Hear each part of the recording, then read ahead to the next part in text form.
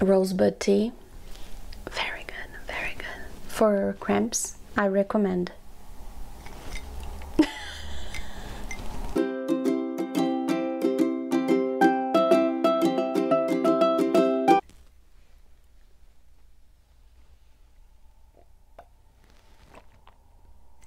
Good morning, good afternoon, good night, wherever you are. I hope you are having an awesome day. Here, I'm not that good. Feeling a little crampy today, when you're having one of those not as awesome day. Still, I'm happy, but a little crampy, Well, I thought that because of this period of the month that I am in, literally I'm on my first days of my period, I thought I should share with you guys my little journey, my little whole life journey with my skin struggles. And that is because, yes, I had many.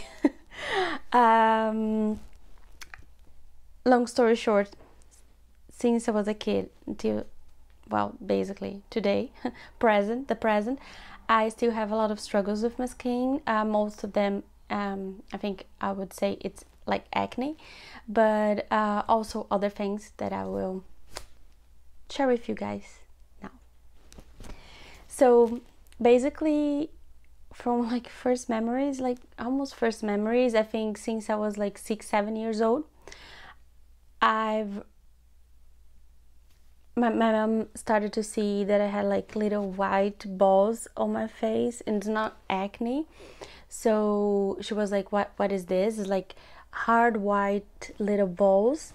And then she took me to a dermatologist, and then they examined my face. They were like, oh, this is called milia, and it's it could be excess keratin and build up on your skin, and you have to actually take them out with a needle, of course a dermatologist statist needle, special needle, and I have to undergo my first face procedure, my first facial procedure, and 7 years old, starting well. And that was also when I have, well, not my first allergy, whatever. So, and anyways, that's not the point here. The point here is that I had a facial, my first facial, and I have allergy from the healing cream that I had to use.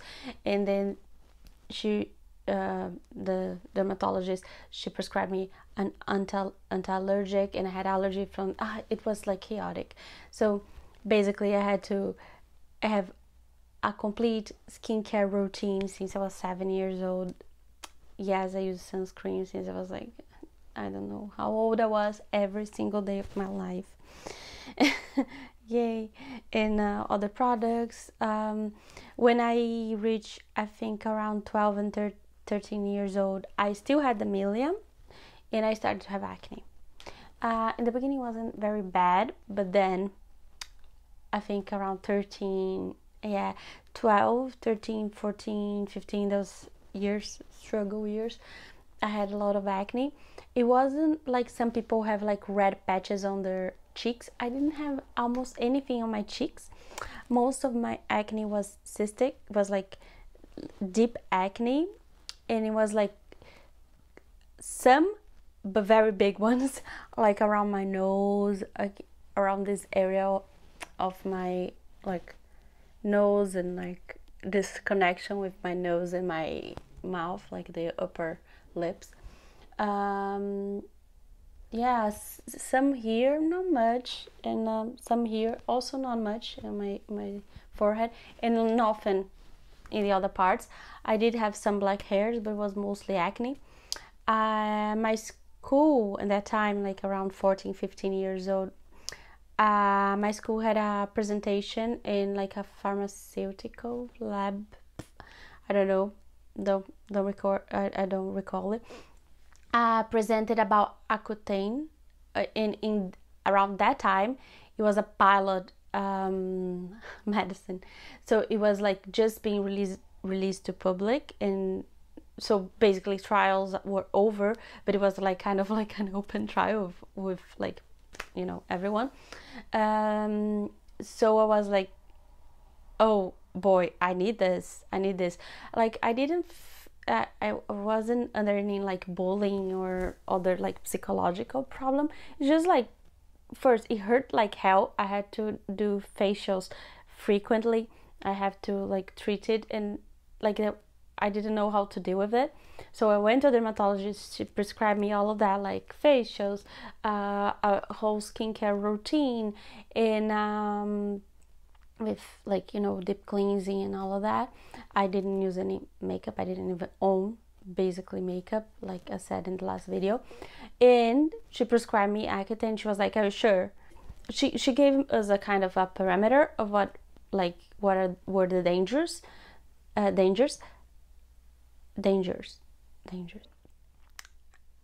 What happened after that is that I took it for like a year or so.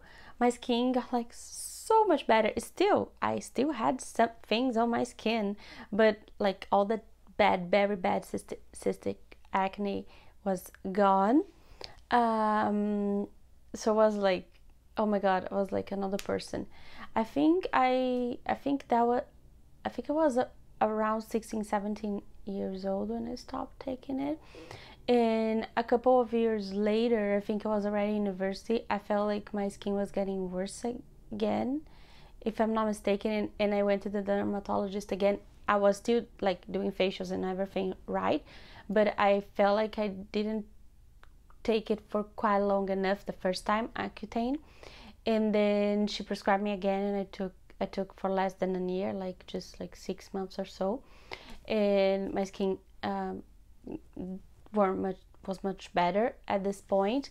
I had not completely clear skin. I don't know what it is to have clear skin, and I say that like I know I have a lot of privilege of like, you know, from where I was born, how I was born in my family and all of that, but that was not a privilege I had. Of course there are people with like much worse skin and other diseases than what I had, and I'm thankful to be able to handle it and have money to go through all this treatment and all. But there was always something very, not frustrating for me, but it was always something that I would think about. Like I would look at other people's skin and I would be like, wow, is it possible for someone to actually have like a porcelain skin? I didn't know that was possible. Like, why? Like, I struggled my whole life with that. And after that, I think it was like end of university. Like I think I said that in some of my first videos. I started to take the pill, which is also like something I want to discuss about in another video, but that's like another parenthesis. I didn't want to take the pill, but like was decided that I was going to take the pill. Doesn't matter here now, but like I started taking the pill. I took Yas, and it also helped to control the oily skin that I also had. Like, I don't know if you can see, I still have like my skin is very oily since I was a teenager. My hair is also very oily since I was a teenager, though my whole body is very dry, has very dry skin. So it's just something else up here. And I never struggle at that point like with like acne anywhere else, so it was only here. And then after taking Accutane, and also having the pill, taking the pill, I only had like some blackheads, some milia I still had, because that's like keratin, that's, or like some other buildup that has nothing to do with, you know, acne. And I still had it, but it was like I used to do facials, and all my routine like frequently was part of my life, and it was fine. And with the pill, it was like super under control. was finally like being able to put makeup on and not feel like crap, because also like the technology in makeup now is much better. But when I started to play with makeup, if you try to put makeup on texture skin and acne skin, it would just make it look so much worse. Like it's still the case for some makeup, not all of them are like very good for that. Makeup does make texture skin worse most of the time, but I think it was worse back then. I honestly do think so, because of technology, it evolves. So yeah, that's it. And then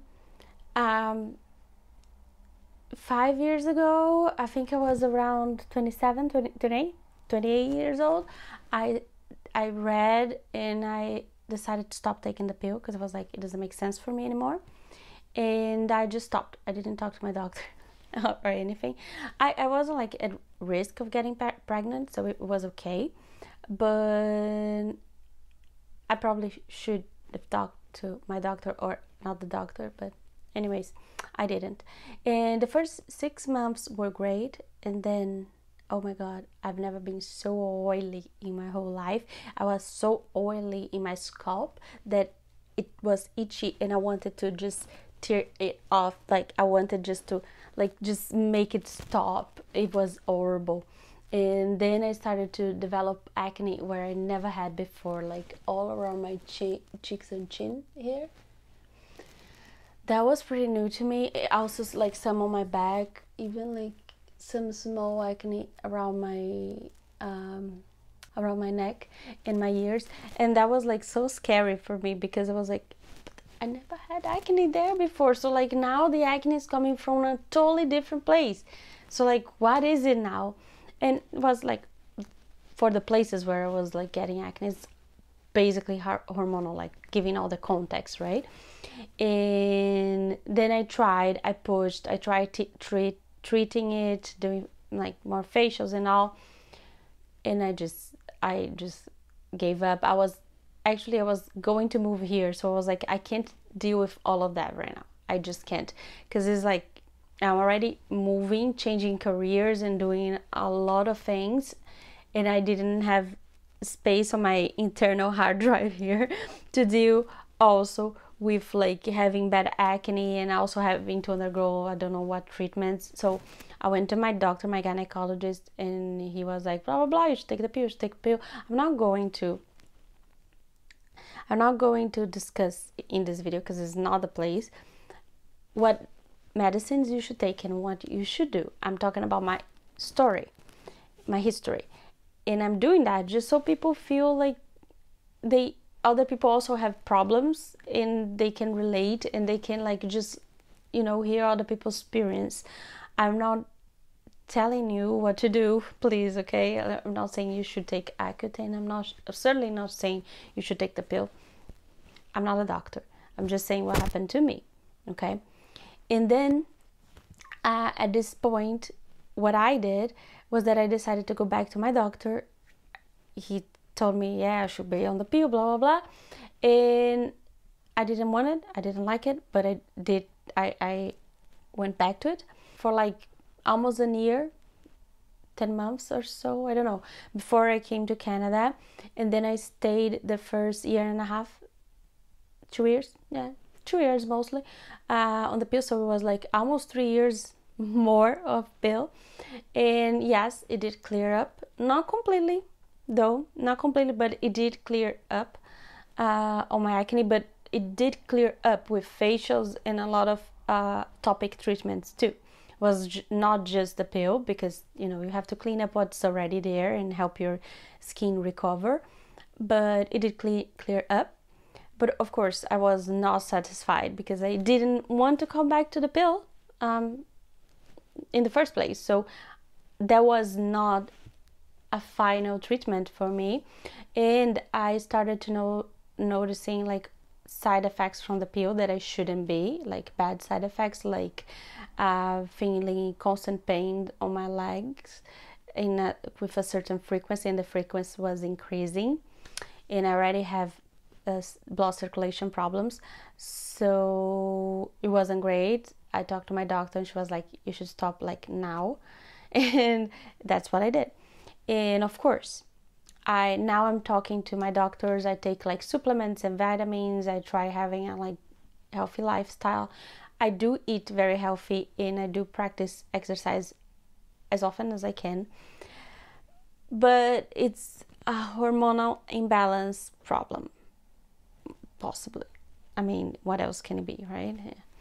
I don't like eat dairy. I almost don't eat any sugar, and I don't eat most meats. So it's like all most common inflammatory foods I already don't consume. So it's like it's difficult to pin down exactly what is causing all of these problems right now, the acne to come back, because at the same time that I have the acne, I still have a cycle that is more or less regular, and yeah, I'm working on it. So right now, what is the state? I've been since March, so more than 6 months with no birth control, no pill. And one of the problems also that's been going on is my topic recent dermatitis that I was struggling with around my eyes. You guys are not gonna be able to see it now. That's because I was treating it. It's almost gone. I had a little bit around here, around this area. So I've been noticing, like I've been treating with corticoids because my doctor recommended, both of them, my family doctor and my allergist.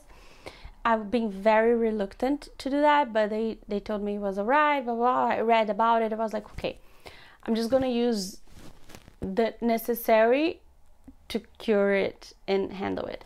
So that's one of the reasons why the reason why I'm not using makeup lately, and that's why my acne is getting a little worse, because it's been more than 1 month. Yes, sure, more than 1 month, almost 2 months, that I can't use any topic treatment to make my acne better or put it under control, let's say. So my routine is basically washing and moisturizing with like the neutrals, the most neutral thing that I could find. Like it's a CeraVe night cream with almost nothing in it. So basically that's my routine, and sunscreen in the morning. So like there's nothing to fight acne and help me clean my face and fight the oils, nothing. So it's getting worse, and it's kind of expected. I mean, I am taking care of my health, but there's only so much you can do if you're not helping in other fronts too, right? So basically I am having trouble around this area,